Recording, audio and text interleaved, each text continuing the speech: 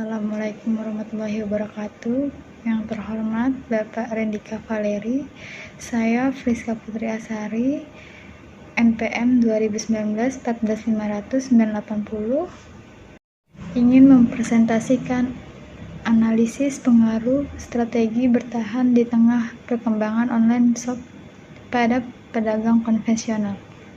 Di studi kasus pedagang konvensional di Pasar Mampang. Pertama-tama saya akan menjelaskan latar belakang. Perkembangan teknologi internet yang pesat membuat aktivitas sekarang sudah bisa menjadi dibatasi dengan ruangan dan waktu. Segala bentuk informasi yang disampaikan lewat internet dapat diakses di mana saja, kapan saja, dan oleh siapa saja. Lebih dari itu, teknologi internet juga terbatas dari berbagai birokrasi dan pembatas.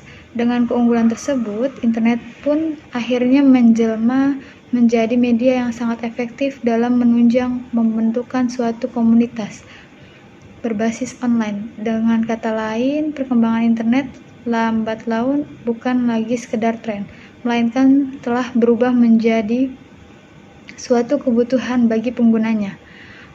Potensi pasar pengguna dunia maya dalam arti internet di dunia tersebut mengalami tren peningkatan, tidak terkecuali di Indonesia. Kecanggihan ilmu teknologi dapat memberikan dampak kepada perubahan pola konsumsi masyarakat. Hadirnya perkembangan teknologi telah memberikan variasi baru dalam dunia perdagangan yang menyebabkan sistem berbelanja masyarakat bertambah. Saat dulu ketika orang ingin berbelanja maka harus datang langsung ke tempat penjualan. Berdasarkan hasil pengamatan di awal yang juga terlihat pada akhir pekan, pengunjung yang datang ke Pasar Mampang Perapatan juga menurun. Padahal hari tersebut dilansir akan ramai pengunjung yang berbelanja dikarenakan hari libur. Semakin hari permasalahan penjualan melalui online ini akan terus ada dan berkembang seiring dengan berkembangnya kemajuan teknologi.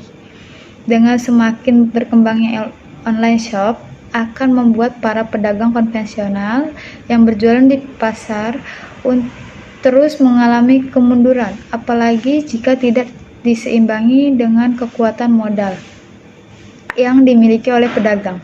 Kekuatan modal bukan hanya bersumber dari modal ekonomi, melainkan juga modal sosial, dapat menentukan kebertahanan suatu usaha. Hal ini juga akan terus terjadi di kota Jakarta Selatan, khususnya di pasar-pasar.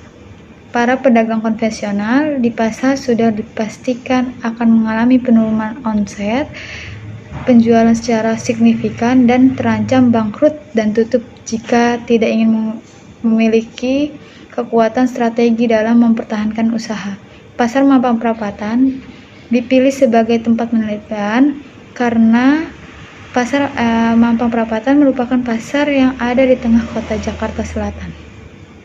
Namun dengan maksud sistem perdagangan yang baru tersebut, saat ini masyarakat memiliki banyak pilihan untuk berbelanja, bukan hanya untuk berbelanja secara langsung, namun berbelanja juga dapat dilakukan secara online ataupun melalui jaringan internet. Kegiatan berbelanja dengan menggunakan internet sering lebih dikenal dengan belanja online atau online shop. Belanja online semakin menjadi pilihan karena pembeli dan pelanggan tidak diharuskan keluar rumah untuk membeli suatu barang dan jasa. Kemudahan yang ditawarkan dalam proses belanja online adalah cukup duduk di hadapan komputer dan menggunakan sebuah smartphone, kemudian browsing produk dan jasa yang diinginkan, berinteraksi dan melalui internet banking. Hal tersebut juga terlihat dari hasil pengamatan peneliti di lokasi penelitian. Peneliti juga menemukan fakta bahwa jumlah pengunjung yang datang ke Pasar Mampang Perapatan kian menurun. Penurunan jumlah pengunjung terlihat dari sepinya pengunjung yang berbelanja, juga dari ketersediaan pedagang bersedia untuk mewawancarai karena belum ada barang yang laku terjual. Selanjutnya ada rumusan masalah, yaitu bagaimana strategi bertahan di tengah perkembangan online shop pada pedagang konvensional. Lalu ada tujuan penelitian. Berdasarkan latar belakang dan rumusan masalah, maka tujuan penelitian ini adalah untuk mengetahui bagaimana strategi yang akan dilakukan pedagang konvensional dalam mempertahankan usaha di tengah perkembangan belanja online dan untuk mengetahui sejauh mana dampak online shop bagi pedagang konvensional. Selanjutnya ada manfaat penelitian. 1. Manfaat teoritis. Sebagaimana A. Hasil penelitian ini diharapkan dapat menjadi bahan tambahan bagi pengantar ilmu sosiologi perkotaan, di mana berubahnya sosial berbelanja dalam masyarakat awalnya terjadi pada masyarakat perkotaan yang kehidupannya semakin kompleks. B. Hasil penelitian yang diharapkan dapat menjadi tambahan bagi ilmu sosiologi ekonomi karena pembahasannya menggunakan sudut pandang sosiologi ekonomi. 2. Manfaat praktis.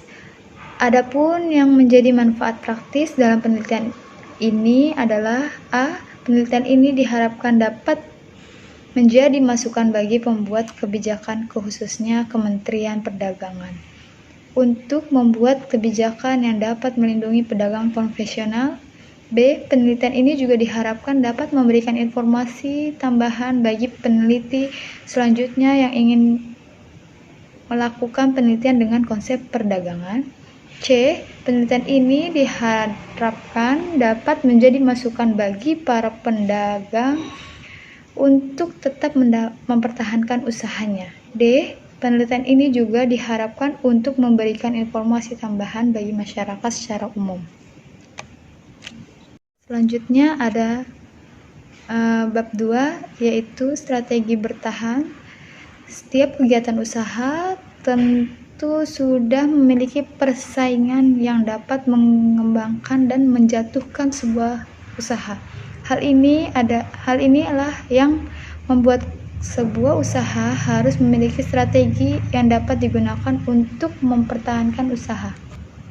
Jadi, strategi bertahan merupakan salah satu upaya atau tindakan terencana yang dilakukan oleh individu atau kelompok untuk mengatasi permasalahan yang dihadapi. Strategi bertahan yang dimaksudkan dalam penelitian ini adalah berbagai tindakan atau cara yang dilakukan oleh pedagang konvensional untuk dapat mempertahankan usaha dan perekonomian meskipun banyak persaingan yang terjadi di tengah maraknya penjualan melalui online. Lalu ada teori modal sosial, yaitu 1. Kepercayaan. Hasil penelitian membuktikan kepercayaan dapat meningkatkan suatu kemampuan untuk bertahan dalam keadaan sulit. Terbangunnya kepercayaan berawal dari adanya hubungan yang melibatkan antara dua individu maupun kelompok yang disesuaikan dengan lamanya waktu untuk membentuk kepercayaan tersebut. 2. Norma sosial.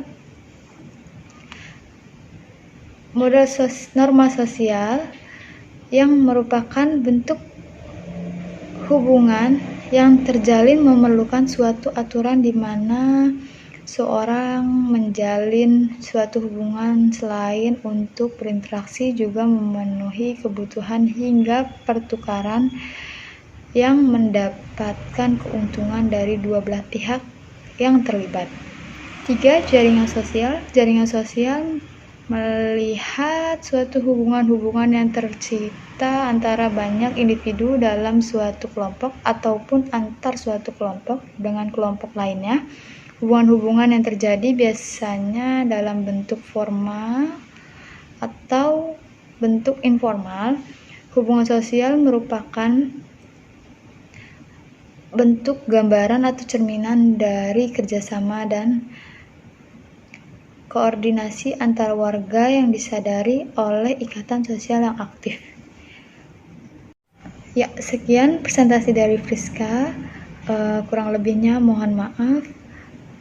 Wabillahi taufiq wal hidayah. Wassalamualaikum warahmatullahi wabarakatuh.